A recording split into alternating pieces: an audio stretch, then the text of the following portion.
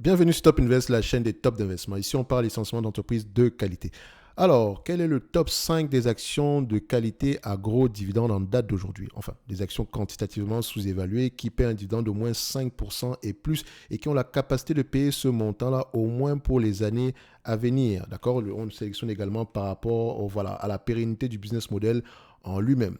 Vous allez voir que cette série, euh, j'ai souvent un problème avec cette série de gros dividendes. On ne sélectionne pas une action parce qu'elle verse un gros dividende ou quoi que ce soit. La façon dont moi je vois le dividende, généralement, c'est par rapport au rendement des bénéfices nets. Je vous prends un exemple. Si j'ai une entreprise comme du Amundi en date d'aujourd'hui, ok, qui cote à 57 euros, disons 58 euros, d'accord.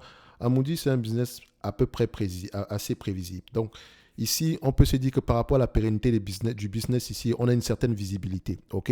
Donc, les analystes s'attendent à peu près d'ici 2025 et je choisis généralement de ne pas aller au-delà de 3 ans, incluant l'année actuelle, pour des raisons qui me sont propres. Je sais que les prévisions auront tendance à être de moins en moins précises, plus on s'éloigne dans le temps. Donc il faut faire attention. Quand bien on prend ces prévisions-là, il faut toujours aller regarder le pourquoi derrière. Donc il ne suffit juste pas de prendre des chiffres. OK? Faites très très attention. Donc pour Amundi, on s'attend à peu près à 6,79 € d'ici 2025. Et encore, il faudrait voir l'évolution. Est-ce qu'il y a eu une croissance par rapport à ces prévisions-là? Est-ce qu'il y a une réduction, etc. OK? Donc, ici, on est à 6,79 €. On me demande de payer à peu près 58 € aujourd'hui pour espérer avoir du 6,79 € d'ici 2025. Pour moi, ça fait 11,70% de rendement. OK? Aujourd'hui, cette compagnie paye à peu près 7,12% en termes de rendement de dividende. Donc, il y a de grandes chances qu'elle puisse continuer à payer au moins le 7, enfin, si le prix ne change pas. Et si, d'accord? Ou bien si le dividende ne change pas en lui-même, le dividende par action ne change pas, qu'elle puisse au moins à peu près payer la même somme qu'aujourd'hui. Donc, ici, en termes de volume, ça représente quoi en fait? Donc, en termes de volume, donc, on est à peu près à 7,12% ici. Donc, 7,1, ça représente à peu près, on prend 58 € ici, on est à peu près à 4 € par action en termes de dividende. Donc, quel est les moyens de payer au moins ce 4 € là? OK? Le reste ici pourra servir au rachat d'actions, au paiement de la dette. OK? Donc, c'est comme ça que moi je vois le rendement du dividende. Donc, je le vois ici du rendement, je le vois par rapport au bénéfice net, par rapport au rendement de bénéfice net sur mon coût d'acquisition. Donc, même si Amundi aujourd'hui versait à peu près 1% en termes de rendement de dividende et qu'elle s'échangeait à 11 ou 12% en termes de rendement des bénéfices nets, j'aurais considéré cette entreprise comme étant intéressante aujourd'hui du point de vue dividende également. Maintenant, il faut aller questionner la politique d'allocation du capital, etc. Parce que le dividende, c'est bien, mais derrière le dividende ici, on discute également, on peut également racheter les actions. Ça reste ici une décision ici du management d'allouer le capital. D'accord? D'allocation du capital, on va le dire comme ça. Amundi, je l'aurais pris en date d'aujourd'hui, mais pas juste parce qu'elle verse 7,12%, juste parce que non seulement je pourrais bénéficier du dividende actuel, d'accord, et également du potentiel de croissance ici par rapport sur le différentiel entre le prix et la valeur. Parce que j'estime que la valeur ici, selon les éléments quantitatifs qu'on a déjà présentés plusieurs fois ici, la valeur est un tout petit peu plus élevée que ce que le marché nous propose en date d'aujourd'hui. OK? Donc, pour moi, Amundi, au prix actuel, du point de vue de dividende, ça serait intéressant. Et également croissance du prix de l'action. D'accord? Donc, si Amundi vient à réduire son dividende, si ça ne me dérange pas du tout, tant que les bénéfices nets restent stables. Donc, gardez toujours l'œil sur les bénéfices nets, sur le niveau d'endettement. Toujours. OK? Parce que comme je vous l'ai dit ici, s'il n'y a pas de bénéfice, il n'y a pas de dividende. Regardez les free cash flow parce que ça veut les free cash flow qu'on paye le dividende. Il y a des entreprises ici qui n'ont pas de free cash flow, mais qui payent des dividendes stables et croissants dans le temps. Donc, le pair de ratio ici, il faut un peu payer le mec. Il faut prendre à peu près ici un pair de ratio basé sur les free cash flow. Très important. Toujours. Donc, après Amundi, première entreprise sur la liste, vous allez voir qu'Amundi revient mois après mois, tout le mois après mois. Donc, elle reste toujours sous-évaluée. Il n'y a pas de souci. Moi, ça ne me dérange pas de citer les mêmes entreprises tous les mois. D'accord? J'ai rien d'autre à rajouter par rapport à ça. Donc, Amundi, Vicat. Vicat également reste assez intéressante au prix actuel. Je pense également qu'on l'a mentionné la dernière fois. Et voilà, par rapport à son historique, même sur le dividende en lui-même, vous voyez que c'est une entreprise qui a l'habitude d'en verser. OK. Également, n'oubliez pas, elle a un niveau d'endettement également ici qui est à peu près, je pense qu'on a 1,9 milliard. Est-ce qu'elle peut repayer la dette? C'est ce que moi je regarde généralement quand je veux regarder, quand je prends à peu près du V4. La question que je me pose d'ailleurs, c'est toujours, c'est est-ce qu'on rembourse la dette? Si on peut rembourser la dette ici avec les bénéfices nets, si on peut le faire en moins de 10 ans, C'est également ça qui m'intéresse. Ici, je remarque qu'on peut le faire en moins de 10 ans. Comment est-ce que je fais en prenant en considération ici, si on prend les bénéfices nets fois 10, on arrive à peu près au niveau d'endettement actuel. Et après, une dette n'est pas voyée que remboursée en date d'aujourd'hui, on peut la rembourser sur 20 ans. Il faut également voir ici à peu près le niveau le taux d'intérêt sur la dette, etc. Bref, pour moi, Vicat a les moyens de rembourser cette dette-là.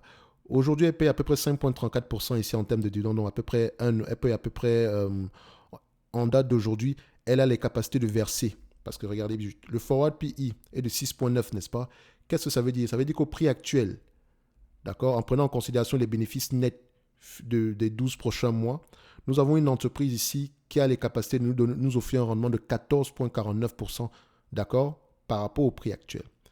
Ça veut dire que si j'achète du VCAT en date d'aujourd'hui, il y a de grandes chances que à chaque fois, si elle génère à peu près les bénéfices nets attendus à peu près vers l'année prochaine de manière stable et croissante dans le temps, donc on s'attend à 4,49 €, d'accord, stable et croissant dans le temps selon les prévisions. Ici, on s'attend à une certaine stabilité dans le temps, quoique ça, il faut aller vérifier. Ça, c'est par rapport à 2026, toujours aller regarder.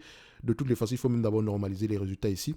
Donc, Amundi pourrait reverser, Vicat pourrait reverser à peu près 4,49 € par action. Soyons même méchants, disons 4 € par action. 4 € par action par rapport au prix actuel, nous avons un rendement de combien? 12,9%. On paie un dividende de combien? 5,34% aujourd'hui.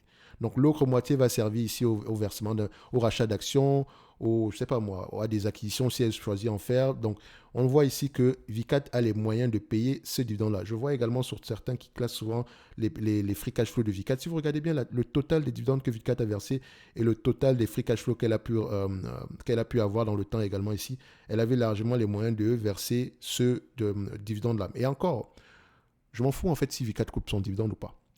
D'accord? Ce n'est pas encore arrivé dans le temps ici. Si elle peut même le réduire, mais si c'est pour une bonne raison, tant mieux. Pour le moment, à 5,34% en date d'aujourd'hui, il y a de grandes chances qu'on continue dans ce sens-là. OK? Évidemment, par rapport à la conjoncture, etc., on peut se dire ici que Vicat pourrait à peu près, le dividende actuel à peu près est assez safe à ce niveau-ci. OK? Donc, ça, c'est pour Vicat. Donc, on peut également avoir, on a un potentiel également ici en termes de différentiel entre le prix et la valeur. Et il me semble également ici que du Vicat, on l'achète à peu près à un niveau d'actifs tangibles par action assez correct. Je vais regarder ça ici, 26,73. Donc, c'est assez correct ici. Donc, est-ce que ça a augmenté depuis? Parce qu'il me semble qu'à un moment donné, on s'est changé à peu près à ces niveaux-là. Oui, ça a légèrement augmenté. Donc, pour ceux qui ont réussi à l'acheter aux alentours des 26, 25 $, 25 € ou bien 20 € l'action ici, tant mieux pour vous. Vous avez un prix ici qui est même en dessous des actifs tangibles par action et ce niveau d'actifs tangibles par action a tendance à être stable. Donc, c'est assez intéressant. J'ai acheté du Vicat. Pas moi, je n'en ai pas acheté, bien sûr. Donc, ça veut dire juste que j'ai acheté du Vicat à une valeur inférieure à la valeur de ses actifs. Donc, quand on prend les usines, l'inventaire, la dette et qu'on rembourse la dette, voilà ce qui va nous rester par action. C'est ce que ça veut dire. Si on les vend à leur juste valeur, bien sûr. Ensuite, après Vicat, c'est du Stellantis. Ça vaut la peine d'en parler. Moi, je passe dessus. On a tellement parlé de Stellantis que voilà, ça donne même envie de vomir à la fin de la journée. Donc, on ne va pas citer du Stellantis. Stellantis est sur la liste, comme précédemment, comme les listes précédentes également. Et on en a parlé cette semaine-ci. En 5e position, on va mettre BNP. Je sais que vous n'aimez pas les bancaires. Dans tous les cas de figure, pour ceux qui veulent apprendre comment est-ce qu'on analyse les bancaires, on a une formation ici dans le service. Non, ce n'est plus dans le service Top Premium. Pour le moment, ici, le service Top Premium est juste proposé là. Les formations, c'est à côté, mais je n'ai pas encore mis le lien, par exemple, ici. Donc, ça me permet de parler du service Top Premium. Ici, vous pouvez demander des analyses quantitatives, d'accord? Recevoir également des notes d'analyse concernant des entreprises qui, moi, me semblent sous-évaluées, principalement des entreprises nord-américaines. Donc, pour tous ceux qui ont un CTO, d'accord? Donc, ce qui veut dire ici que si l'entreprise m'intéresse, je lis les rapports financiers, j'écoute les conférences calls et je viens avec un avis, d'accord? Maintenant, si l'entreprise vous intéresse, vous lisez les rapports financiers, d'accord? Si vous avez des questions, on est là pour y répondre. OK? Donc, le lien est dans la description de la vidéo. Et sur le service Top Premium, vous recevez généralement ici des notes d'analyse sur le secteur d'activité. Par exemple, si je veux investir sur Vicat, qui sont les concurrents de Vicat? Vicat exerce dans quel secteur d'activité? Et quelle est même la dynamique d'évolution? Qu'est-ce qui drive la demande ici dans ce secteur d'activité-là? Donc, ce que je vais aller regarder dans l'analyse sectorielle ici, et ça, je vous le partage ici gratuitement, plus parfois certaines réflexions sur d'autres sujets ici. D'accord? Ça, c'est gratuit dans la Top Newsletter. Le lien également est dans la description de la vidéo. BNP également, on en a parlé. Ça ne vaut pas la peine que je revienne dessus. Ok, j'ai fait plusieurs vidéos sur BNP. Et si on regarde ici BNP Paribas, on a une vidéo le 19 du mois de juillet, une autre le 12 février, une autre vidéo le 2 du mois de août ici, et une autre précédemment le 10 du mois d'avril. OK, j'ai parlé de Vicat de BNP Paribas de long en large. OK, donc elle est sur la liste, elle a les moyens de payer ce dividende-là et on continue. Maintenant, AXA, même chose, j'ai parlé d'AXA dernièrement également ici, donc la vidéo est encore assez récente. Donc AXA s'est posé là, je vous laisse aller voir ça, ça date du 15 du mois de juillet. OK, donc AXA également a les moyens de payer ce dividende-là en date d'aujourd'hui. OK, on avait également une série de questions sur AXA. Je vous laisse aller voir quelle était la nature de ces questions-là. OK, donc aujourd'hui, elle peut payer ce dividende-là. Alors, ensuite, et comme je rappelle encore une fois que ce n'est pas uniquement par rapport aux dividendes qu'on sélectionne ces entreprises. OK, on les sélectionne d'abord par leur capacité à générer des bénéfices nets stables et croissants dans le temps. OK, donc AXA. Ensuite, on a Crédit Agricole. Ça vaut la peine de mentionner encore Crédit Agricole? On en a parlé plusieurs fois. La dernière vidéo sur Crédit Agricole, elle est là. Crédit Agricole, 27 du mois de mars. Donc, elle est encore d'actualité. On a même parlé plusieurs fois sur cette chaîne. On a 7 vidéos sur Crédit Agricole. Donc, on va regarder ça parce que je sais que j'avais fait une vidéo ici assez longue sur Crédit Agricole. Donc, on a parlé de Crédit Agricole plusieurs fois. Je vous laisse aller voir ça également. Et je pense que je reste toujours sur le même avis que les vidéos précédentes. Ensuite, on a du Ruby. Je comprends, oui, Ruby, ça ne monte pas, etc. Est-ce que Ruby continue à verser des bénéfices nets stables et croissants au moins stables dans le temps? Oui. Les free cash flow peuvent avoir une variation on peut avoir des variations par rapport aux besoins en fonds de roulement, mais ça reste un business qui génère à peu près assez d'argent pour couvrir le dividende actuel. Je vous laisse également aller voir les différentes vidéos sur du Ruby. Je pense que j'ai déjà répondu à la plupart de ces questions-là. Donc, Ruby également pourra faire partie de cette liste-ci. Donc, on attend les rapports financiers de Ruby ici, histoire de voir qu'est-ce qu'il en est. Donc, ensuite, on a qui? On a Total Energy. Voilà. Également, Total Energy, ça vaut la peine d'en parler encore. On a fait une vidéo dernièrement également sur Total Energy. Elle est très récente ici, je vous laisse aller la voir.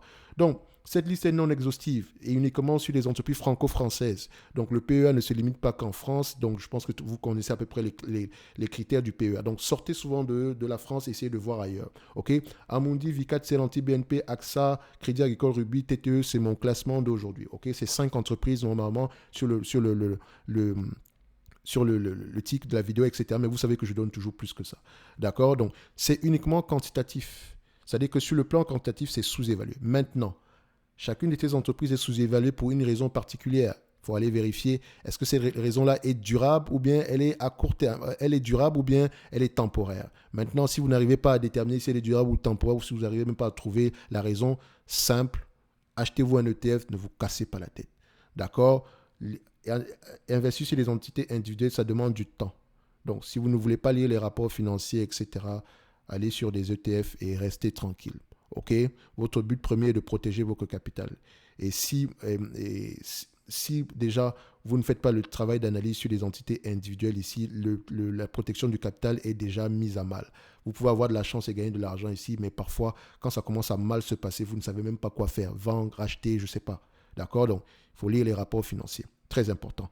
Donc, en lien dans la description de cette vidéo, vous avez le service Top Premium ainsi que la Top Newsletter. Un like, un abonnement, un commentaire, ça fait toujours plaisir. N'oubliez pas que c'est uniquement pour susciter du questionnement et de l'intérêt. Point barre. Aucune de ces entreprises ne doit être après cette vidéo, vous ne devez pas acheter ces entreprises ici directement. Allez-y lire les rapports financiers. Je vous rappelle encore une fois que je me suis limité aux états financiers. OK? Et je ne prends jamais une décision d'investissement sans lire mes rapports financiers. D'accord? Donc, lisez les vôtres. C'est très important, c'est votre argent. Ne l'oubliez jamais.